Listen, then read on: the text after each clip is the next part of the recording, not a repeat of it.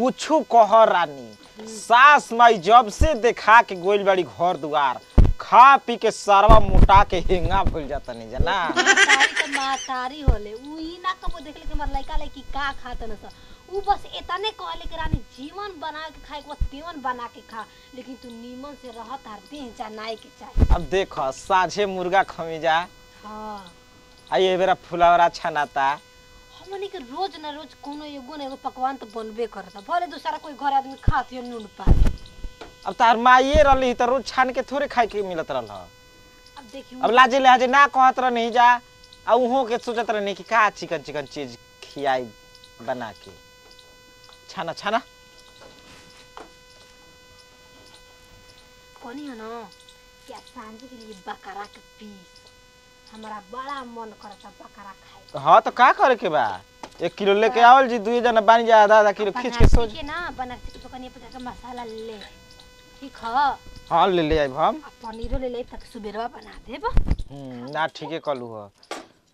आखिर जी खइला पियला के अलावा का जीवन में बाटे आदमी मर जिए शरीरियो छूट जाए। अब केहू कुछ लेके जाई है 2 ताला घर तार माई बनवा देले बाड़ी मुयन त लेके जइहन आज हमन के तो हबे के हबे कि भाई होइए नहीं खसा हमार तब लेकिन कुछ कह तार माई इतना दिल के एकदम फ्रेश आदमी है। देखी इतना हो गेल बाटे ना 60,000 ले दुकान पर उधार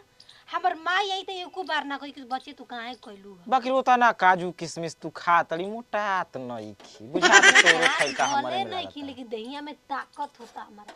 हां त एकदम ताकत बना लेवे के बा कि जा तक कहस हो जाई गांव घर के देख के कहस हमरा घरहू के आदमी कि हां त खा पी के आइल बड़स ओकर सास ससुर मान जान करता तब न ऐसन चिकन आइल बड़स। बाप रे नई हर से भाई भतीजा आवे दे तना सा हो आए बड़ा इच्छा में तना सामान चढ़ैले बन स तना सामान के देख के त हमारा आंखें अनहरिया गइल है। हम अपन लड़का के बियाह करम न ओसने बड़ घर के लड़की ले एकदम का हो ललझारो का हो माने काम ठीक होता ना का काम चोरी कइल बने गतारा घर के कह दे तेरा पड़े रास्ता में हो माने चोरीए कहला माने चोरी कई तबे माने हम कुछ कहे जाई का कोइले बने को तो होता का कोइले बने माने खा खा के चिकन ना तो जानत नहीं काहे चिकन करी हम तो खाऊ उल्टा सीधा मत बोला तेरा कमाई खा के चिकन रखा उल्टा सीधा बोल तड़ा हैं माने केकर कमाई खाती का हमरा कमा के तू खियला नहीं हर से तनी भाई भतीजा के खा के चिकन आइल बनी 15-20 दिन से ठीक बा भाई तार गड़ी किसमिस काजू देतन से खाए खाती ना तो तू हमार घर पहुंचाइल हमर भाई भतीजा के कोच मिला हो लदिया करने से गड़िया किसमिस के टरक पटरक बतावा देबू कि ना देखा ता कि ना है चपाला दुकान वाला हो तो दुकान लेखा रही है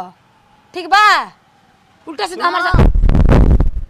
का है आज के भागा मत कावा चिलेबो का लेबो तनी तराई से दे दो त मैं पूरा अरे तू गाला बा अरे नतिया बीच रास्ता कोई ना खाला ना भरला से ओकरा के उल्टा सीधा बोल बा बूढ़ा पे समय में मन हम उल्टा सीधा बोला त तोहरा के तो का बीच रास्ता में कबक दे बुना दे ना तो मांगम नहीं काले बनता रहो हां काले बानी हम तू जानत नहीं खू हम कुछ नहीं खिले ले बेटा पतो खा के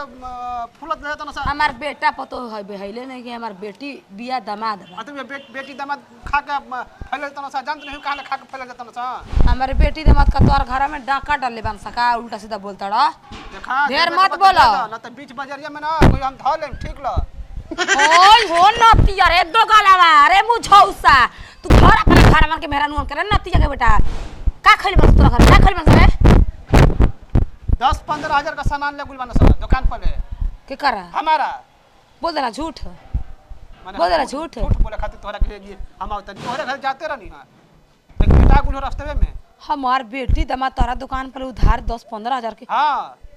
का हीरा मोती खइले बन से बेटी दामाद के 10-15 हजार रुपए काजू किशमिश धोई का ने खोस हमरा कहले उधार ले गुल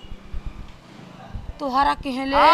त खूल के कहता कि पैसा द ना देबू मौगात वाला तू ही ना घरवा के मालिक हऊ हम जानते कुल बात जानत हम देख 15-20 दिन से गई बन ओहनिए बा घर छोड़ के बेटी दामाद बात बेटी दामाद बन जाइब अब हम के का पता के करा के का लेके खइले बस तो के पता नहीं खे माने कहले रहता कि हां हो फलाना बो तार बेटी दामाद खइ ना देबू असर कुल ना आदमी मारला चप्पल था आदमी करा के मारला सिया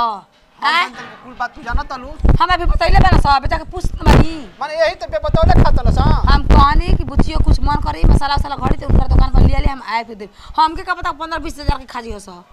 हमारा ऐसे दे दो पैसा ठीक ना अबे आओ तने हले बीच में दिमाग खराब हो गाड़ी छोकड़ में कपार दर्द करता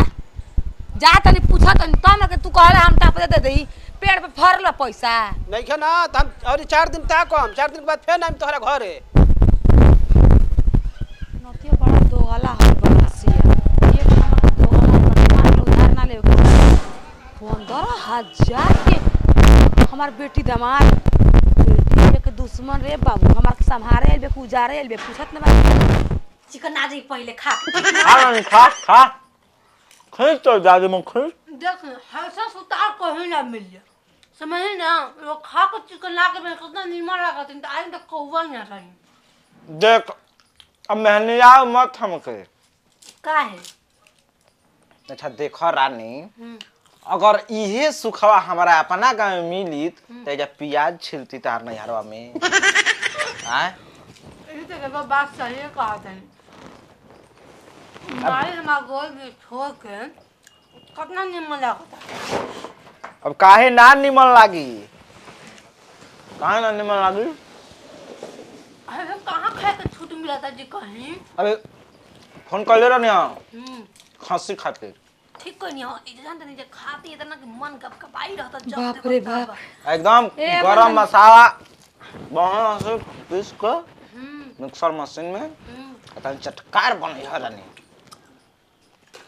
अरे सास नहीं गोल लागत नहीं पुलारा छानले बाड़ी का खाना बनैले बाड़ू हाँ ना तो कुछ नहीं की बनैले ये कुल खा के पेट भर जाता कतना उधार बनारस के दुकान पे बा ए 60 ठोई होता ना एतने तो बाहमाई चारों ओर के उधारी मिला के हाँ चारों ओर के कपार थले हनी जैसे मुर्गा के दुकान पे कुछ बाटे 10,000 ले खस्सी के दुकान पे बाटे 5,000 ले ना जी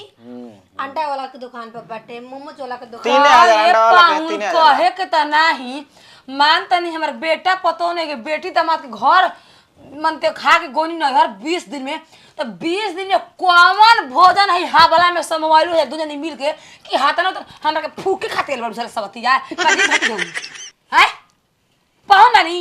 ठीक हब देखी ई का कहतै रे माई तू ही देखा के घर द्वार गई रही रे खाली घर दुआर गन का घरवा दुआर बेच के कहले बने बेच खा जा हइला ही ना बन जाके ओके देले कुछ नहीं खी जाना कैसन पेट बाकी 20 दिन में 60,000 के माने दिन भर ये कुल चलत रहला मुर्गा मछली बिरयानी फलाना 2 दिन तक एकर पेट झरल हा खइला के मारे ओकर 5,000 के दवाई कर देनु अबे उधारे बा कुल जोड़ के हमनी के बतैले बानी जा त हमहु कह के ने दुकानिया के जे खइले उहे भरे ई कहा दी रे माई तोर के बाटे यहां के पीछे बताओ काहे एगो लड़का बता चाहे काल जवान है ठीक बा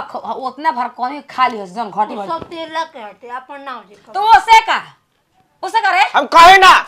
कर दादी मुख के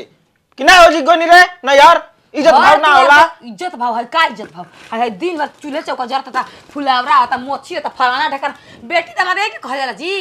खाइल पियल देखत नहीं बेटी दामाद लेकिन रोवा लोग कहवा तन जा हमरा से तब हम कहत नहीं त हम ना कहत अरे माई चल जी जैसे तू ऐसे कच्चा ना यही लोग लग चल जो पैसा अपन भर के जी जो हेले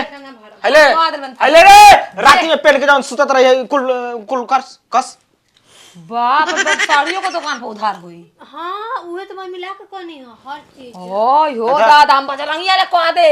हम ना भरब ओई भुआरी के पकड़ ले जा हैला रानी तारा के जौन किन ले रहे उधार इधर उधारे माने लूट के धन टूट पर रहल ह आई परेसो हम किन ले हई परेस करत रहनी जाला तू कुल ले जा पाऊं बस जहां उधार कर ले बता हां देख चल जी बस हम कुछ है कुल दादे रे दादे एतनिए से उधारी यहां के भरा जी तो चल हम ना जैसे घर बड़ निकल मोय आदमी लाइन में खड़ा बजे कर दुकान पे ले पड़ा मोय भेटै ना रास्ता में इज्जत नाम निकले थे बोला के तू हमरा के का कर बढ़ा देले बड़ू बेटी बड़ू तू हमार सबत बड़ू बेट बड़ू माने की माई बाप के बेटी उजारे खाती आई तोर सरे के खइले बा तोर धनमा हम ही न खइले बानी के खइले भर ना रे तोरा पर नहीं खिच खिच आइल हमारा पर अच्छा अब न जाके समझ में आइल तू मातारी बई रे आ सब तेलवा के तू खूब जाने ली हमरा को जाने ली तू को अब तू ही भर दे चली जा घर वाले भरे जा ना पटाक चल कते को हमरा बिरला लग जेता चल ले ले मैं ओकरा दिन पकड़ में ना कर हम तो कह दे हमर बेटी हमन के पकड़ ले अबे अबे लड़ जाइल जाई अबे रउआ से का? कोर्ट में जाके हिस्सा खातिर।